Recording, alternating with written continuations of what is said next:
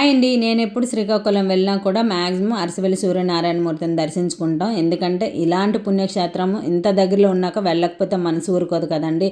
ఎప్పుడో వీలు కాకపోతే వెళ్ళడం అవ్వదనమాట. లేకపోతే ఖచ్చితంగా వెళ్తూ ఉంటాము. ఎందుకంటే ఈ సృష్టిలో కనిపించిన దైవం అంటే ఏదైనా ఉంటే అది సూర్యనారాయణమూర్తే కదండీ. అందుకోసమే మేము వెళ్ళింది శనివారం కాబట్టి ఫుల్ జనాలు ఉన్నారు. ఇంకా కౌంటర్లో ఫోన్లు పెట్టేసి కొబ్బరికాయ తీసుకొని లోపలికి వెళ్ళి దైవ దర్శనం చేసుకొని బయటకు వచ్చేసాము. ఇంకా ప్రసాదాలు తీసుకుందామని వెళ్ళామా, ఫుల్గా తాటి కమ్మలతో పెద్ద మండపంలో వేశారు. భక్తులు వచ్చిన వాళ్ళు ఇబ్బంది పడకుండా ఎంతసేపైనా కూర్చొని రిలాక్స్ అవ్వచ్చు అనమాట.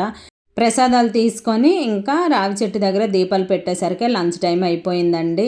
అన్నదానము క్యూ లైన్లో ఫుల్ జనాలు ఉన్నారు. ఇంకా మేము కూడా వెళ్ళేసి భోజనం అయితే చేసేసాము. శనివారం ఆదివారం అయితే ఎంతమంది జనాలు వచ్చినా భోజనం అయితే దొరుకుతుందండి. కాకపోతే మిగతా డేస్లో లిమిటెడ్గా టైం లిమిట్ మీద భోజనాలు పెడతారనమాట. అదేంటో నాకు ఇలాంటి అలవాటు ఉంది. ఏ ఊరు వెళ్ళానంటే ఆ ఊరు జ్ఞాపకంగా ఏదో ఒకటి తెచ్చుకుంటాను. అలాగే లలిత అమ్మవారి కోసం గాజుల దండ తెచ్చుకున్నాను. ఇంతకీ మీకు నాలాంటి అలవాటు ఉందా? ఉంటే కామెంట్ చేయండి. వీడియోకి లైక్ చేయండి.